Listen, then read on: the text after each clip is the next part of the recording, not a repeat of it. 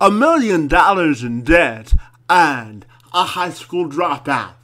This forecast may not seem like a recipe for success, but Dylan Ogline used this as his moment of influence and prosperity. After scrapping 10 business ideas and tired of working in his freezing basement, Ogline focused exclusively on digital marketing, and that decision is what made him a millionaire.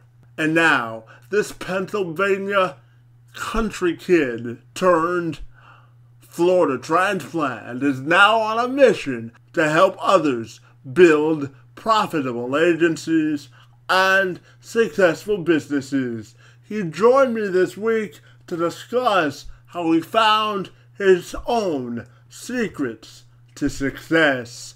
I'm Kevin McShann. Let's have this conversation.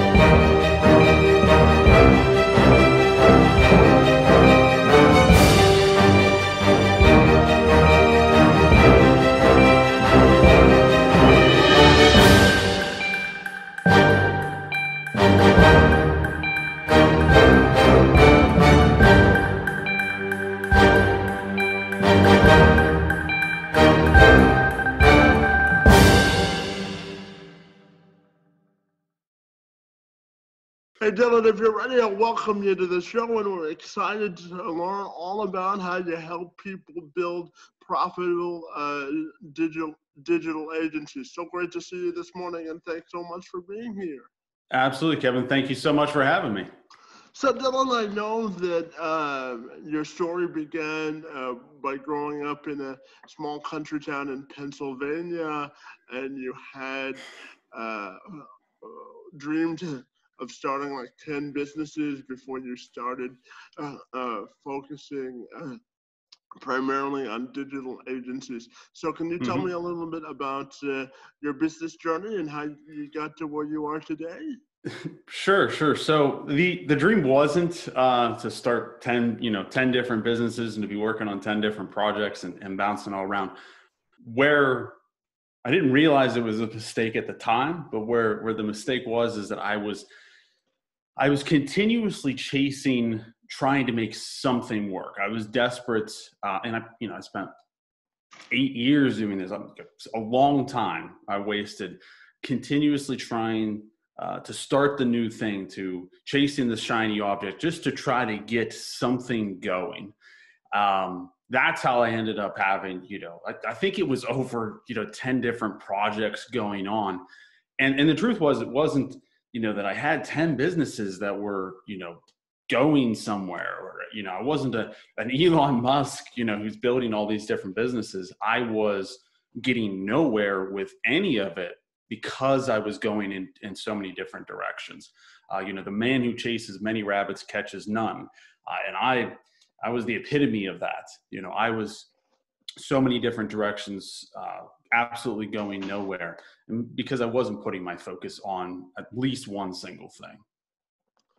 And you also say that you were like $1 million in debt. So I'm wondering how you remain disciplined to sort of climb your way out of that. How did I remain disciplined? That's a good question. So I think it was simply a fact that failure wasn't an option. I didn't have something to fall back on. I had to make it work. Eventually, what kind of was key for me was, having mentors and having, people that I could bounce ideas off of, people that I like to say slapped me upside the head and been like, you're an idiot for doing so many different things. Like, that's a big problem. And I also, around the time when I started to get things going, I also started to join masterminds and training programs. And I wasn't just by myself anymore. And that really that really allowed me to, you know, seeing other people who made it work kind of subconsciously was like, okay, you know, if these people can make it work, you can make it work as well. So, you know, like I said, at the time I joined a bunch of different training programs and masterminds, and, you know, I was going through training. I was actually seeking advice. I had great mentors. And then I also was in a community where I could be like, okay, these other people follow this advice and they were able to get success. You know, all of those things hit at the right time for me. And that I think is what gave me the push to get out of that hole. Now, you also say that you work now with people to build profitable digital agencies and sort of remove the guesswork to do that. So, can you tell me about the work you're doing now and how you're helping people find their digital identity through business? Absolutely. So right now I have two, you know, I was before I had 10 plus projects. Now I have my digital agency, O-Line Digital, but that pretty much runs itself. I have a fantastic team in place. You know, it's, if, you know, if I have to work 2 hours a week required to keep that thing running, you know, that's putting it high. But I'm able to put now my focus, my time and my energy into something I'm extremely passionate about, which is my training program, Agency 2.0. And like you mentioned, that teaches people how to, the idea is that anybody can come into the program. You don't have to be in the digital marketing space. You could be you know, a soccer mom. You could be you know, a high school dropout like me, or somebody who just got out of college or who's in college. I mean, anything with no experience in digital marketing, come into the program. And I want to be able to teach you step by step everything you need to know and do to build a six-figure digital agency. That's the goal of the program. Yeah, and I'm curious to know your thoughts on the way people that go to school now are taught digital marketing or business administration Mm-hmm. in the like. So I'm just curious to get your thoughts on the presentation of that and where you think the education system is getting it right and where you think they may stand for improvement. Sure. So I think I'm kind of going to answer that probably in a different way here. I believe that work as we know it is drastically changing. You know, you go back 20, 30 years ago, or go back 20 years, it was harder for people to start their own business. You know, people, you know, working at home was like, well, how do you work at home? How do you not have an office? How do you not go to the office? And now it is so easy for anybody to start their own business. It is so easy. And sometimes, well, a lot of the times, it's better for people to work at home. They're not wasting their time commuting. They can do really focused work. All of those things are changing the nature of work as we know it. And, you know, that's been obviously going on for years. You know, technology is getting better. The costs of starting a business get lower and lower. That all has been happening for years. And now with COVID, that kind of just cranked it up to a 10, where now everybody is working at home. And now that stigma of, you know, starting your own business or working from home, that stigma is gone now. So where I think education is going wrong, you know, in our school systems and whatnot, is we're still stuck in that pattern of you go to school, you know, you go through high school, then, you know, they mostly encourage you to go to college, and then you go get a job and you work a job for 30 years and then you retire. I think that's done. I think that world is done.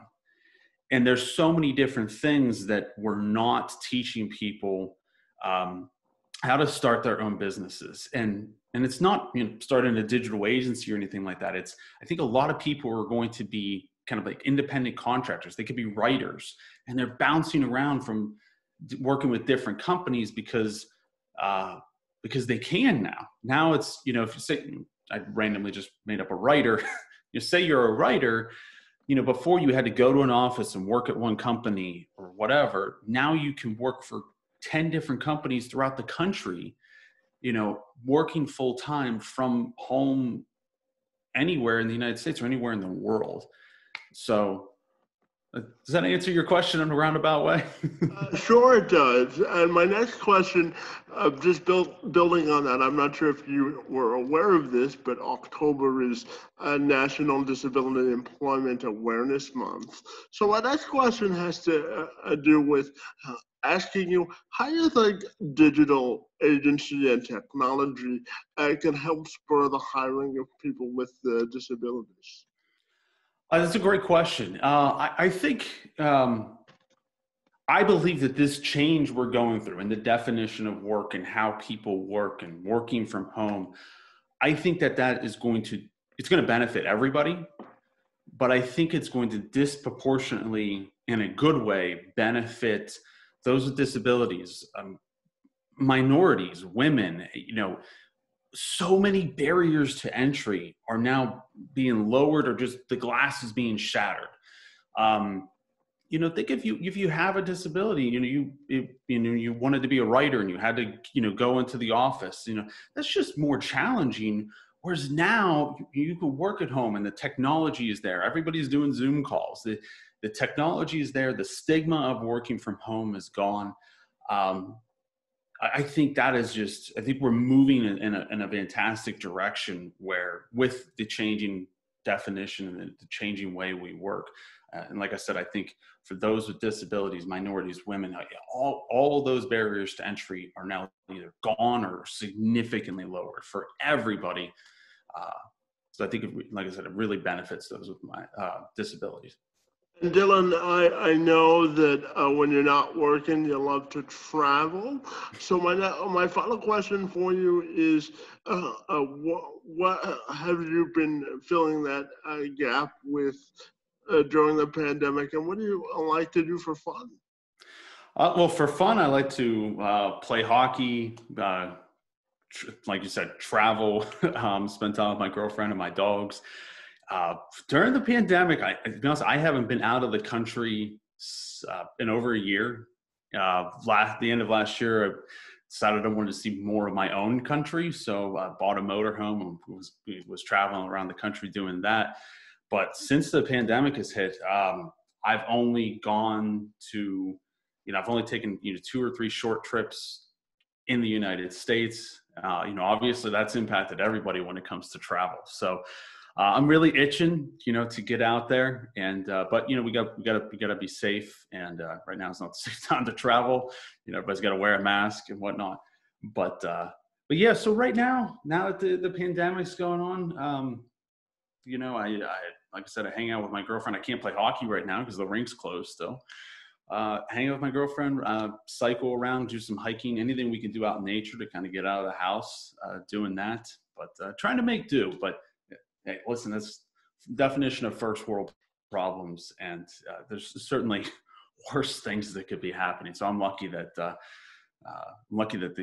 worst part of the pandemic for me is that I can't travel. So it could be worse. Could be much worse. It could be, and I want to thank you for your time this morning and allowing me to virtually travel to the Sunshine State again. I want to thank you for your time and for being here this morning.